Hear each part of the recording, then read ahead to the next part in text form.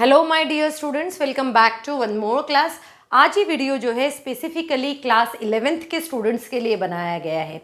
जिन students का focused जो है सिर्फ और सिर्फ बोर्ड एग्जाम्स को लेकर है, या फिर अगर आपको टेंशन हो रहा है कि क्लास 11th हमने इतना अभी लेट स्टार्ट किया है, तो जो स्कूल के एग्ज़ाम्स जो होते हैं उन स्कूल के एग्ज़ाम्स के लिए कौन कौन से चैप्टर्स जो है वो बोर्ड ने आपके लिए रखे हुए हैं और कौन कौन से चैप्टर डिलीटेड है वो मैं आपको समझा देती हूँ। स्टूडेंट, इसके पीछे का लॉजिक ही ये है कि जब स्कूल एग्ज़ाम्स जब हो आपको, तब आप लेस नंबर ऑफ चैप्टर्स पढ़िए ताकि आपको स्कूल का उतना वर्कलोड नहीं हो। बट जब आप कॉम्पिटिटिव एग्जाम्स के लिए कोई प्रिपरेशन करते हैं तो उसमें आपको पूरे चैप्टर्स पढ़ना है। कॉम्पिटिटिव एग्जाम्स के लिए कोई भी रिलैक्सेशन एज सच नहीं दिया गया है। तो ये जो रिलैक्सेशन, ये जो बताया गया है चैप्टर्स के बारे में, ये सिर्फ और सिर्फ आपके स्कूल एग्जाम्स के लिए है। स्कूल एग्जाम में इन सभी चैप्टर्स को, किस किस चैप्टर को बोर्ड ने इंक्लूड किया है और किन चैप्टर्स को डिलीट किया गया है, वो अभी मैं आज की वीडियो में आप सभी को समझाने वाली हूँ।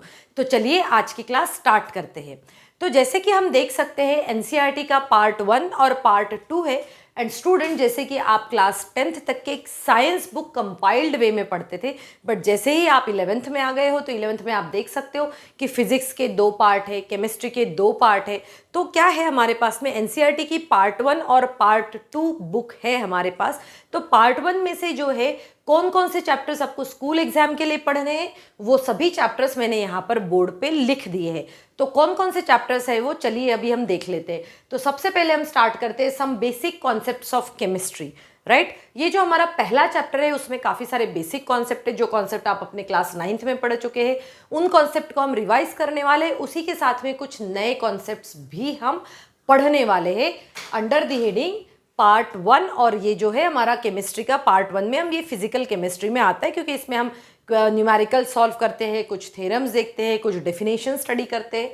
उसके बाद में आता है स्ट्रक्चर ऑफ एटम्स।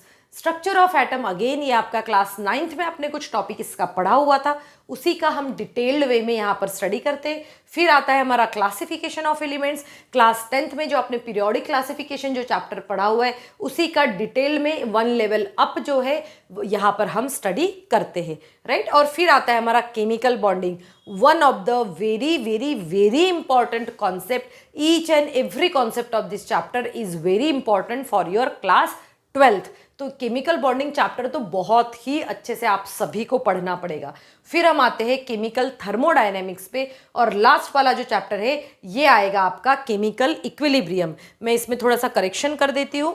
ये जो एक केमिकल थर्मोडायनेमिक्स के बाद में यहाँ थर्मोडायनेमिक्स फिर से लिखा हुआ है, तो ये थर्मोडायनेमिक्स नहीं है। ये आपका जो चैप्टर जो आता है वो है केमिकल इक्विलिब्रियम। हम इसको लिखते हैं केमिकल इक्विलिब्रियम। केमिकल इक्विलिब्रियम, ये जो हमारा चैप्टर जो है ये है हमारा next chapter. It means part 1 में से जो है हमें 1 2 3 4 5 और 6 चैप्टर्स पढ़ना है। इन टोटल अगर आप देखोगे तो इस पार्ट में आपके पास में 7 चैप्टर्स है। राइट, तो हमारा कौन सा चैप्टर डिलीट हुआ है, जो स्टेट्स ऑफ मैटर। राइट, कौन सा chapter, states of matter chapter जो है वो डिलीट हो चुका है फॉर योर बोर्ड एग्जाम और फॉर योर स्कूल एग्जाम। फिर अगर हम बात करते हैं हमारे पार्ट 2 की, तो पार्ट 2 में आप देख सकते हो कि इस पार्ट 2 में आपको टोटल चैप्टर जो मिलेंगे वो होंगे 7। आप पार्ट 2 में देखेंगे 7 चैप्टर। और देखिए यहाँ पर पार्ट 2 में से हमारे पास हमें सिर्फ 3 चैप्टर पढ़ना है। ठीक है, एक है हमारे पास में रिडॉक्स रिएक्शंस, फिर है organic chemistry, one of the very very very important and very basic chapter of organic chemistry. बेटा आपने क्लास 10th में कार्बन क्या होता है, कार्बन का बेसिक स्ट्रक्चर क्या होता है, ये सब नहीं पढ़ा हुआ है, इसीलिए आपके लिए ये चैप्टर बहुत ही अच्छे से पढ़ना ज़रूरी है। अदरवाइज क्या होगा, क्लास 12th में जब आप जाएंगे तब आपको बहुत सारी डिफ़िकल्टीज फेस करनी पड़ेगी। इसीलिए क्लास 11th का ये जो ऑर्गेनिक केमिस्ट्री का जो चैप्टर है वो आपको बिल्कुल line to line each and every question जो है प्रॉपर तरीके से करना है। हर एक कॉन्सेप्ट आपको क्लियर होना चाहिए। फिर हमारा आता है तीसरा चैप्टर जो हमारे एग्जाम में आने वाला है, वो है हाइड्रोकार्बन। हाइड्रोकार्बन चैप्टर को भी one of the very important और बेसिक चैप्टर जो है कंसिडर किया जाता है for class 12th। It means अगर क्लास 12th की केमिस्ट्री अगर आपको पढ़ना है तो आपको ऑर्गेनिक केमिस्ट्री और हाइड्रोकार्बन्स ये दोनों चैप्टर को पढ़ना बहुत ज़्यादा ज़रूरी है और एक एक कॉन्सेप्ट को पढ़ना ज़्यादा ज़रूरी है। अब देख सकते हैं हम कि यहाँ पर कौन कौन से चैप्टर जो है वो उन्होंने डिलीट कर दिए हैं, राइट। कौन कौन से चैप्टर डिलीटेड है? पहले तो यहाँ पे एक हाइड्रोजन चैप्टर आता है ना, पार्ट 2 में एक हाइड्रोजन चैप्टर आता है, वो चैप्टर डिलीटेड है। उसके बाद में आता है हमारा S and P block elements. तो S and P block elements भी इन्होंने यहाँ से बोर्ड एग्जाम के लिए या फिर स्कूल एग्जाम के लिए ये डिलीट कर चुके हैं। और लास्ट में आता है आपका एनवायरमेंटल केमिस्ट्री, जिस चैप्टर जो है ये 14th चैप्टर है, वो भी डिलीट हो चुका है। मतलब अगर हम देखेंगे तो पार्ट 2 में से 4 चैप्टर, पार्ट 1 में से 1 चैप्टर, सो टोटल 5 चैप्टर्स जो है ये डिलीट हो चुके हैं, टोटल 5 चैप्टर्स। सो बोर्ड एग्जाम के लिए या फिर स्कूल एग्जाम के लिए आपको इन 5 चैप्टर्स को पढ़ने की ज़रूरत नहीं है, बट कॉम्पिटिटिव एग्जाम्स के लिए आपको पढ़ना है। एक और चीज़, जैसे कि अगर हम बात करते हैं स्कूल एग्ज़ाम या फिर बोर्ड एग्ज़ाम या फिर हम कहेंगे प्रिपरेशन ऑफ नीट या फिर हम कहेंगे कि आपकी प्रिपरेशन ऑफ जेई या फिर और भी कोई एनडीए, कोई भी कॉम्पिटिटिव एग्ज़ाम्स होगा, तो इन सभी कॉम्पिटिटिव एग्ज़ाम्स के लिए आप सबको पता होना चाहिए कि एनसीईआरटी को ही बहुत ही ज़्यादा बेसिक या फिर हम कहते हैं ब्रह्मास्त्र की तरह भी यूज़ किया जाता है।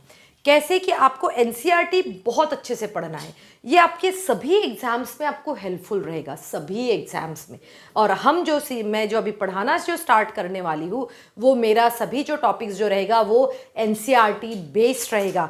हम एनसीईआरटी के सभी कॉन्सेप्ट्स पढ़ेंगे, एनसीईआरटी के सभी इन टेक्स्ट क्वेश्चन सॉल्व करेंगे और साथ में ही एनसीईआरटी के बैक एक्सरसाइज क्वेश्चंस भी सॉल्व करेंगे।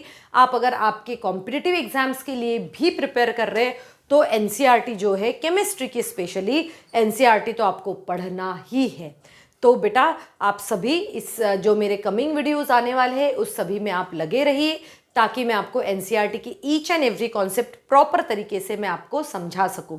और अगर आपको लगता है कि वीडियो वर्थ वॉचिंग है तो इन सब वीडियो को अपने फ्रेंड्स के साथ में शेयर करना बिल्कुल भी नहीं भूलना है। और अगर आप मेरे चैनल पे न्यू हैं तो वीडियो को लाइक भी करना है और साथ में चैनल को सब्सक्राइब भी करना है, ताकि मैं जो भी नया वीडियो एजुकेशनल वीडियो में अपलोड करूं वो आपके पास में पहुंच जाए और आपको पढ़ने में काफ़ी हेल्प हो जाए। So student, this is all for today's class. Thank you so much and have a good day ahead.